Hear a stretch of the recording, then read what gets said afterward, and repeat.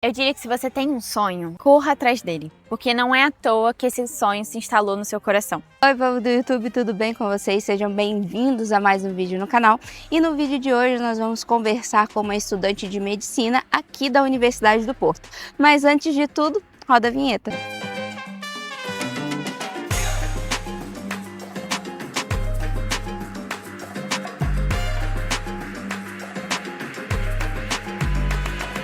No vídeo de hoje nós vamos conversar com uma brasileira fluminense de Nova Iguaçu, Rio de Janeiro, que tem traçado uma trajetória muito especial aqui em Portugal. Ela fez o ensino médio integrado ao curso técnico em biotecnologia na IFRJ. E hoje ela está no 6º ano, ou seja, o último ano de medicina na Universidade do Porto, aqui em Portugal. A Karine Albuquerque, ela também fez estágio de observação lá nos Estados Unidos, no Hospital John Hopkins e no MD Andrews, em cirurgia plástica, 2 dos hospitais mais reconhecidos no mundo. Hoje ela vai compartilhar com a gente a sua trajetória e mostrar como que começou desde quando decidiu fazer medicina até o momento em que veio aqui para Portugal. Karine, primeiro, obrigada por estar aqui no canal. É um prazer ter você aqui e eu acredito que você tem muito a contribuir com a gente. E eu queria começar de uma forma leve. Ok, boa. Se você pudesse descrever a sua jornada de Nova Iguaçu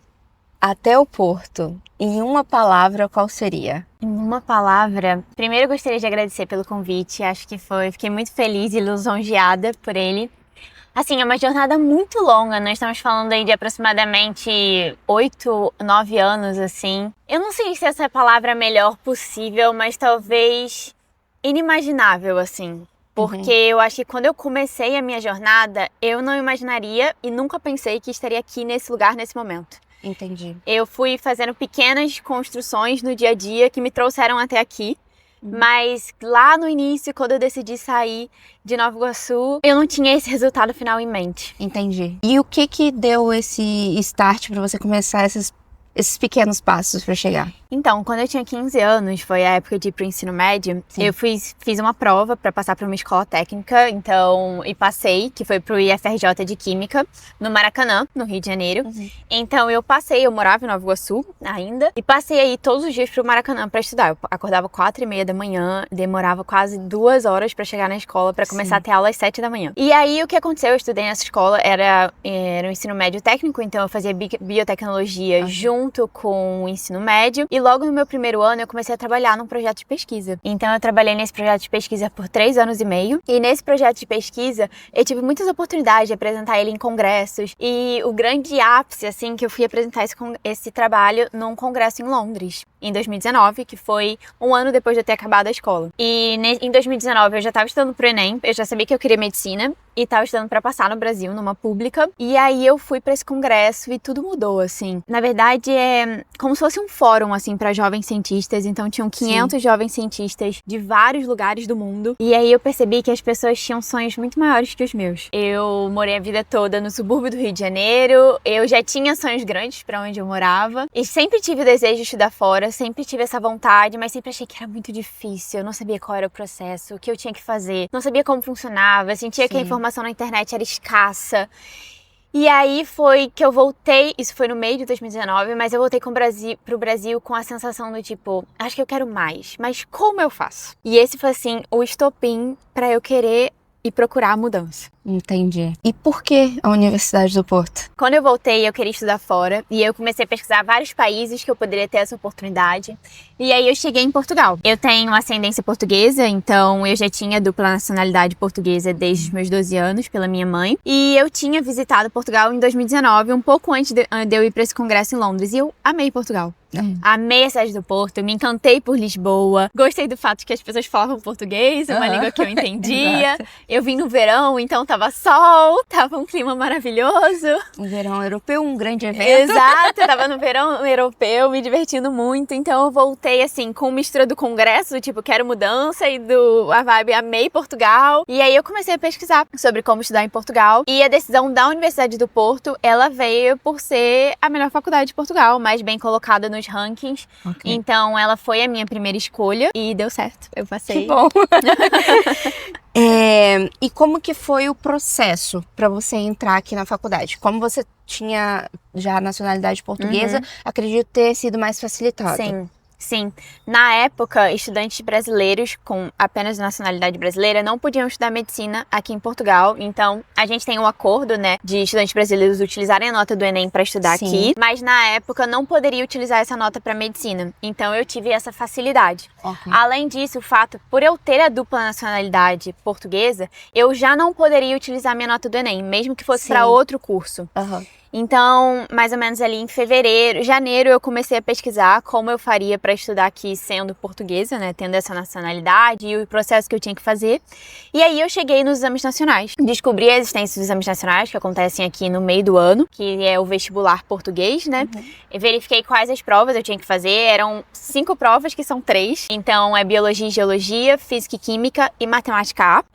Pensando assim no modelo do Enem, né, acaba sendo menos conteúdo, mas eu diria que as matérias são abordadas mais profundamente. Então eu estudei mais ou menos ali 4 meses para essas provas. O bom foi que pelo tempo eu pude revisar muito, então ler várias vezes por exercícios, fazer assim, realmente me aprofundar nas matérias. E eu vim em junho, se eu não me engano, fazer as provas aqui, junho, julho. Exato, fiz as provas e recebi o meu resultado em setembro, se eu tinha passado. E você sentiu alguma diferença por você ter feito o ensino médio no Brasil? Você sentiu alguma diferença na hora de fazer essas provas? Sim, senti muita diferença. Eu tinha feito ensino médio técnico. Então, a minha escola, ela já não era tão focada em matérias, tipo, o estudo para o Enem. Sim.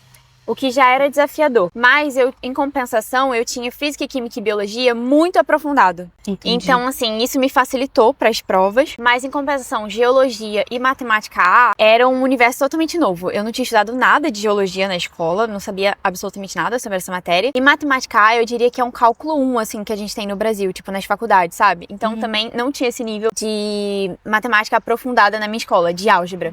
Então, foram matérias que eu tive que aprender totalmente de novo, do zero, exatamente. Além disso, tem a questão do português de Portugal, que eu tive que me adaptar para entender melhor as provas. Óbvio que é a mesma língua, mas às vezes é perguntado de forma diferente, ou usam verbos diferentes, o que eu senti uma certa dificuldade. E o último fator que foi aprender a fazer uma prova nova, né? É uma prova que é múltipla escolha e discursiva. Então, assim, entender esse novo modelo de prova que é muito diferente do Enem. E aonde você conseguiu esse suporte para poder estudar? Onde você buscou isso? Eu pesquisei na internet vários cursinhos online, então tem alguns cursinhos disponíveis. Boa, não sabia. Tem alguns cursinhos disponíveis. Entrei em contato com vários, verifiquei valores, verifiquei o que tinha incluído em cada um dos cursos e escolhi um curso em específico para eu estudar. Então, como eu estudei online do Brasil, né? Então, eu tinha aulas online sobre as matérias e também eles disponibilizavam os exercícios, corrigiam os exercícios em sala de aula. Não eram muitas horas de aula por semana, mas em compensação eu utilizava o outro tempo livre que eu tinha para fazer exercícios, revisar, ler de novo as matérias. Além disso, eles também me ajudaram no processo burocrático, porque a inscrição para as provas é feita presencialmente em Portugal, essa inscrição não é feita online, e como eu estava no Brasil, eu precisava de alguém aqui disponível para fazer essas coisas para mim. Então, eles também me ajudaram nessa burocracia, então eu realmente só vim do Brasil para fazer as provas. Você me falou que fez biotecnologia no Brasil. Isso, além de ter te levado para o congresso, que te levou para medicina, de fato, o que você aprendeu te ajudou em algum momento na sua faculdade? Eu acho que sim, principalmente nos anos básicos, assim, que a gente aprende muito biologia celular, biologia molecular, tipo essas coisas assim mais básicas. Sim. Que na minha escola era muito aprofundado, assim, essa questão da biologia. Então eu acho que essas questões me ajudaram muito, sim, com certeza. A Faculdade do Porto, ela é conhecida por ser uma faculdade bem puxada na medicina. Qual foi o seu maior perrengue quando você começou a faculdade? Eu acho, assim, uma coisa muito relevante de falar é que eu me mudei no meio da pandemia. E isso, assim, foi uma das coisas mais difíceis, com certeza. Porque quando o meu sonho surgiu em 2019, de fazer faculdade fora, de viver esse sonho de morar fora, eu tinha muitos ideais, assim, do que eu queria nesse sonho. E quando você se muda no meio de uma pandemia, Você não tem nada disso. Sim. Então isso foi muito frustrante pra mim, porque eu não tinha nenhuma aula presencial. Eu tinha uma única aula presencial por semana, que era a aula de anatomia. Todo o resto eu tinha em casa, online, num país novo, com uma cultura nova, que eu mal podia sair de casa. Então isso tudo foi muito difícil. Eu tive muita dificuldade de me adaptar, de conhecer pessoas, porque eu não via pessoas. Eu ia só um horário, né, por semana pra faculdade, então Sim. isso foi muito difícil. Além disso, a faculdade de medicina é uma faculdade muito difícil. E eu senti que realmente apesar eu já ter entrado em um momento que a faculdade já estava preparada para ter essa grade curricular online, é diferente você encontrar com seus professores presencialmente, tirar dúvidas, realmente colocar questões, é diferente. Sim. Às vezes tem um tempo menor ali para dar as aulas, então isso foi uma coisa que eu senti muita dificuldade. Além disso, eu senti muita dificuldade com o português de Portugal. Apesar de ser uma língua parecida com a nossa, é a mesma língua, né? O sotaque que é diferente. E eu já ter estudado para os exames nacionais em português de Portugal, a faculdade de medicina foi tudo muito diferente. Estudar uma faculdade de medicina é quase aprender uma nova língua. A gente se imagina que você termina em faculdade aprendendo cerca de 2.000 termos novos, que é basicamente aprender uma nova língua. E eu não tinha muitas palavras assim que talvez você conhece por ter crescido num país, essas palavras medicamente eram diferentes aqui em Portugal. Então eu tive que aprender tudo do zero. Ok. Então isso também foi muito difícil. Eu hoje percebo que eu tive dificuldade com a língua. Na época eu não percebia. É porque acontece tudo tão Exato. rápido e ao mesmo tempo que a gente não consegue entender qual o problema a gente tá passando. Exatamente, exatamente. E hoje eu percebo como, tipo assim, eu ia pra aula e ficava exausta, sabe? Exausta. Eu não sei se você sentia isso, mas quando... e olha que eu já tinha estudado aqui pequeno. Mas quando eu chegava do mestrado, dava vontade de deitar e ficar, tipo assim, só existindo. Exatamente. Porque realmente a gente sente essa exaustão. Karine, conta um pouquinho pra gente como é que era a sua rotina no começo. Porque você veio na pandemia, falou pra gente. E como é que é a sua rotina hoje? Porque você é finalista agora. Sim, exato. Eu tô no 6º ano. Então... Como é que são as rotinas? E como ela foi progredindo? Eu sinto que a rotina na faculdade de medicina, ela muda muito ao longo do tempo. Ok. E não só ao longo do tempo, quanto semanalmente também. As minhas semanas são totalmente diferentes uma da outra. Então, assim, no primeiro ano, né, eu só posso falar da realidade de quem viveu na pandemia. Eu acordava ali mais ou menos umas 7 da manhã. Ok. E umas 8h30 começavam as minhas aulas online. Então, às vezes eu tinha aula de manhã, às vezes eu tinha aula à tarde. A ideia da faculdade de medicina aqui é que ela é integral. Isso significa que você pode ter aula de 8h30 da manhã ou 8 da manhã até 8 da noite. Não significa que você vai ter essas aulas. Ok. Significa que eles podem colocar aulas em qualquer horário. Ok. Então, muitas vezes isso acontecia. Tipo, eu tinha aulas, às vezes, no começo da manhã e depois no final da tarde. Então, variavam muito.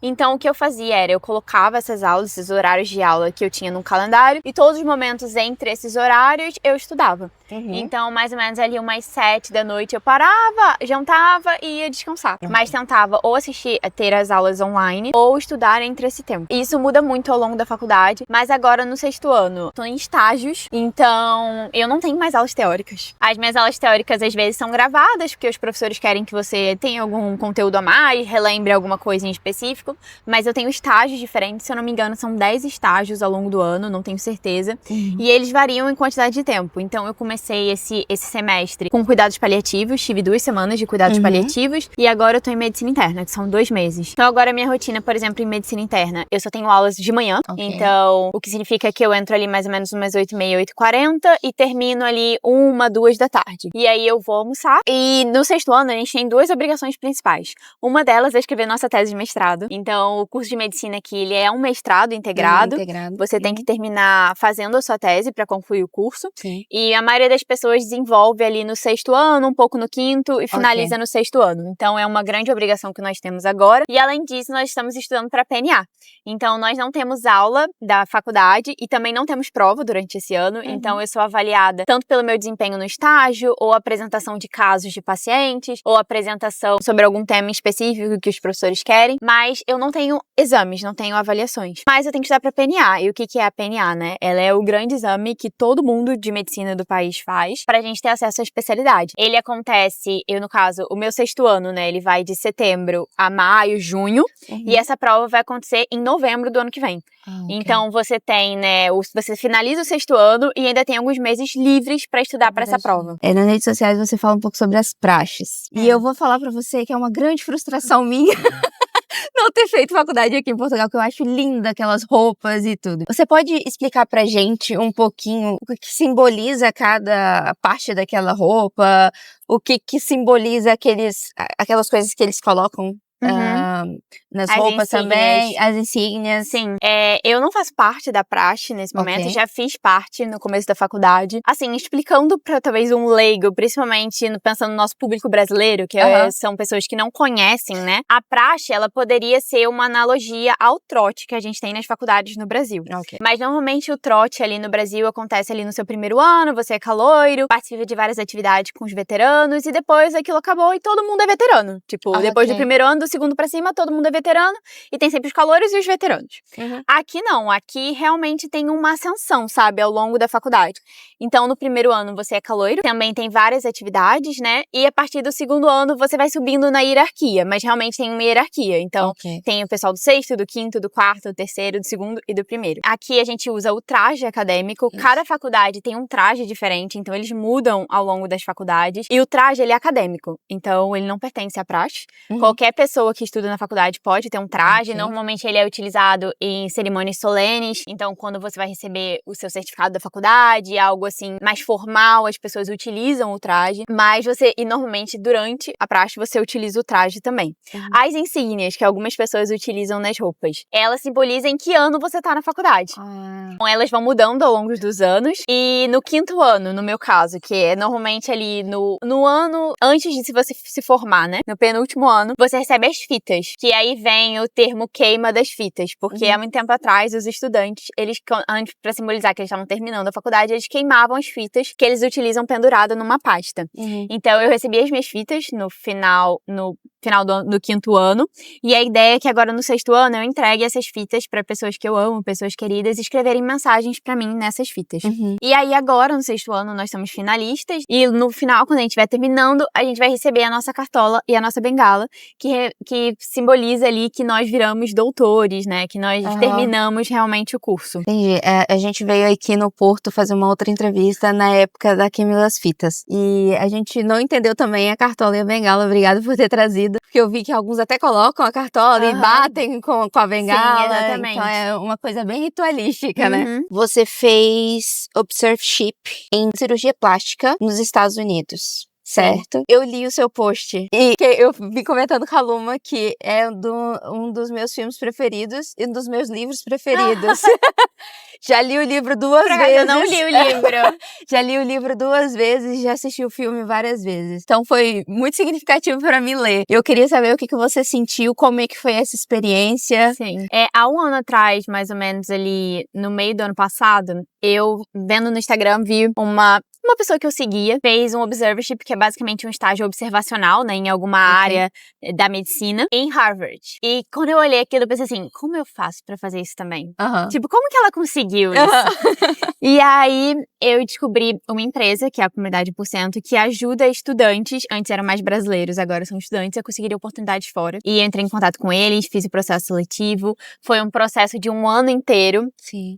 Até eu ser colocada para esses estágios. Eu gosto muito de cirurgia plástica, então a minha ideia era fazer esses estágios em cirurgia plástica. Eu apliquei para alguns hospitais nos Estados Unidos, de forma geral, e foi aceita em 3 hospitais. O John Hopkins, que é o hospital do livro e do filme. Sim. O MD Anderson e Stanford.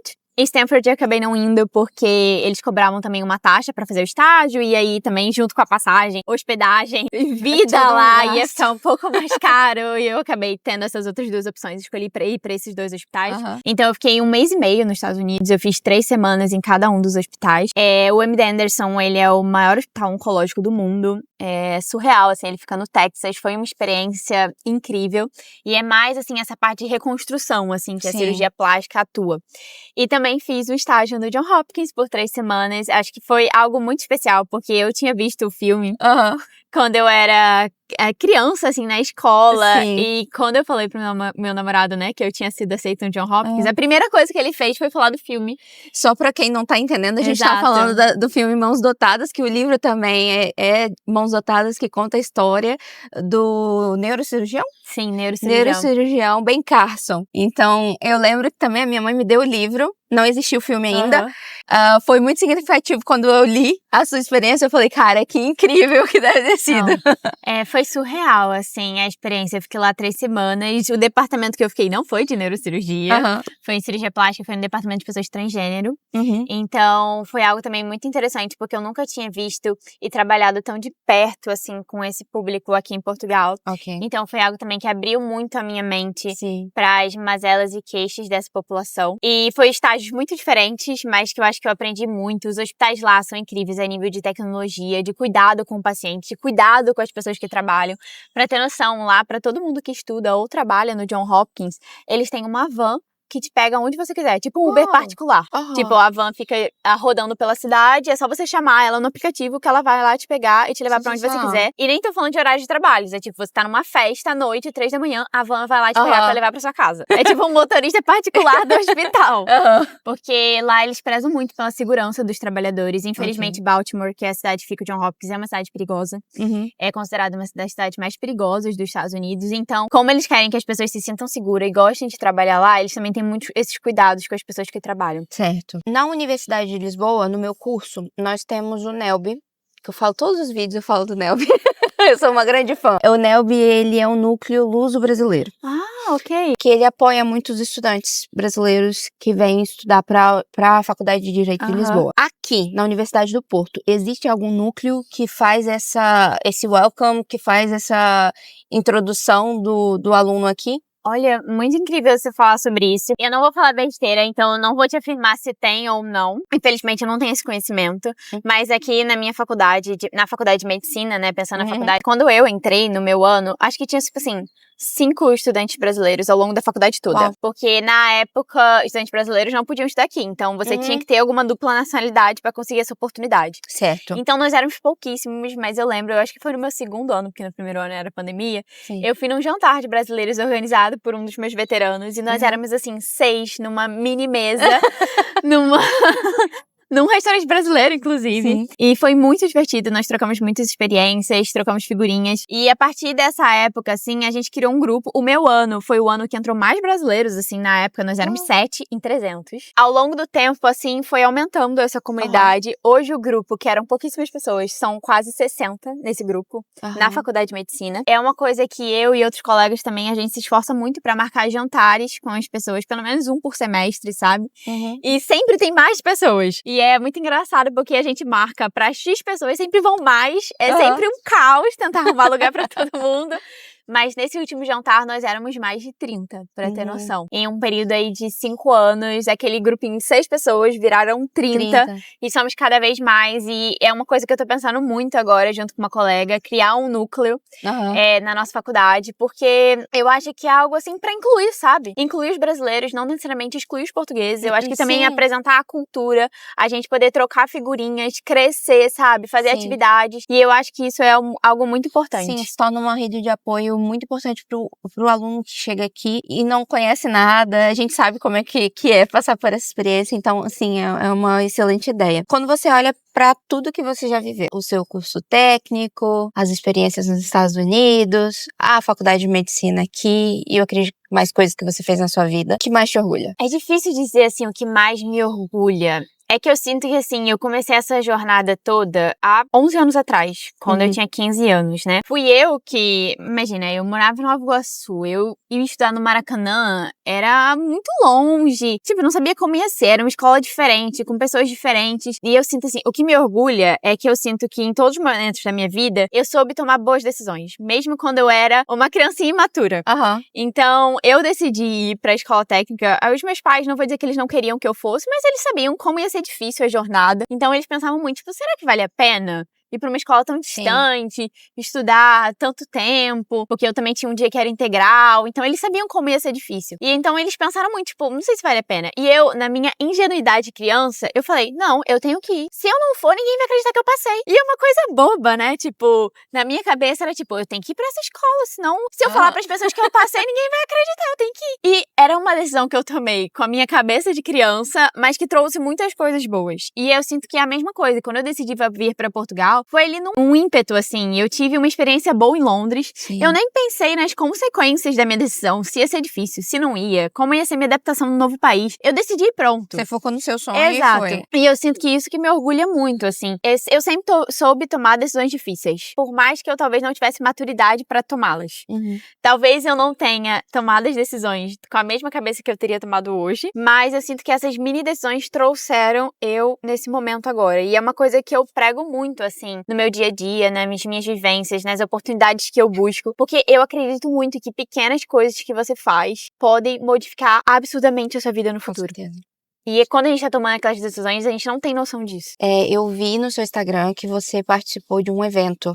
Na preparação, né, de um evento para alunos de medicina. É Exato, isso? sim. Você pode contar um pouquinho pra gente o que foi isso? Com certeza. Eu participei da organização do Yes Meeting, que é um congresso biomédico para estudantes, assim, não só de medicina, estudantes de biologia, farmácia, todo mundo que se interessa por esse universo. Ele não é médico, ele realmente aborda muitas temáticas diferentes, então bioquímica, várias coisas assim. E é um evento que acontece todo ano, em setembro, e vem pessoas, assim, do mundo todo. Então, nós tínhamos, eu acho que mais de 500 inscritos de mais de 12 países diferentes. É um evento que acontece por 4 dias e tem muitas coisas, tem palestras incríveis, com oradores incríveis do mundo todo que vem. A gente tem atividades sociais, workshops, nós temos mais de 80, eu acho mais de 70 workshops diferentes para as pessoas escolherem workshops para elas participarem. Também temos atividades sociais, então pelo Porto todo, as pessoas podem passear pelo Porto, eventos culturais, é incrível, assim, o evento. E eu fui da comissão organizadora, eu participava da parte de Media e Manager, então eu cuidava das redes sociais do congresso. É um trabalho extremamente árduo para criar um congresso dessa proporção, assim. E uma coisa muito engraçada é que ele é feito apenas por estudantes de medicina. São 26 estudantes de medicina que organizam todo o congresso. E nenhum de nós está trabalhando em medicina dentro do congresso. Cada um faz coisas totalmente diferentes. Então, tem pessoas que organizam os workshops, tem pessoas que vão atrás do programa científico, contatam esses oradores, tem eu que participo das redes sociais, então cada um realmente se desafia e tenta fazer algo que talvez tenha alguma experiência ou fazia por hobby e tenta fazer aquilo em grande escala para criar o evento. O evento, assim, foi sensacional, ele aconteceu há umas 2 ou 3 semanas, mais ou menos, e ano que vem vai acontecer de novo. Eu não, infelizmente, não vou mais participar da comissão organizadora, porque agora no 6º ano, acho que tem que ter fazer outras coisas, um outro foco, pensar na minha carreira no futuro. Mas é um evento, assim, que eu aconselho muito. Se as pessoas têm vontade, têm interesse por esses tópicos. Esse ano nós tivemos 2 apresentações de ganhadores de prêmio Nobel. Então, 2 ganhadores de prêmio Nobel que deram palestras pra gente, tanto sobre o prêmio deles, e também sobre a jornada deles até ali. Então, é algo, assim, que é incrível, assim, o quanto você aprende. Karine, pra quem tá sonhando vir pro Brasil. A Karine que tá lá no Brasil, querendo vir pra cá e começando, talvez tá assistindo a gente com essa mesma idade, 14, 15 anos, já começando a pensar o que vai fazer no futuro, e que tem esse bichinho dentro de si, de querer morar fora. Qual dica você daria pra essa pessoa? Eu diria que se você tem um sonho, corra atrás dele. Porque não é à toa que esse sonho se instalou no seu coração. Hoje em dia, cada vez mais, as pessoas compartilham as jornadas delas na internet. E as pessoas de verdade estão dispostas a ajudar, porque alguém um dia ajudou elas. Então, se você tem essa vontade, se você quer isso pra sua vida, se você quer viver isso, corra atrás de pessoas, pergunte, mande mensagem. Se você quer viver algo parecido com o que eu vivi, me mande mensagem. E assim a gente vai criando uma jornada de ajuda que pode fazer com que sim, que o seu sonho se torne realidade. Porque às vezes a gente tem uma vontade, mas a gente não sabe muito bem como começar, sabe? Por isso que vale muito a pena conversar com pessoas. Então, é uma coisa que eu fiz pra começar a minha jornada. Eu mandava mensagem pra muitas pessoas e eu realmente aconselho as pessoas a fazerem. E corra atrás, porque dá certo. Não deixe com que as pessoas falem pra você que é um sonho grande demais, que não pertence à sua realidade. Se ele nasceu dentro de você, é porque você tem capacidade de realizá-lo.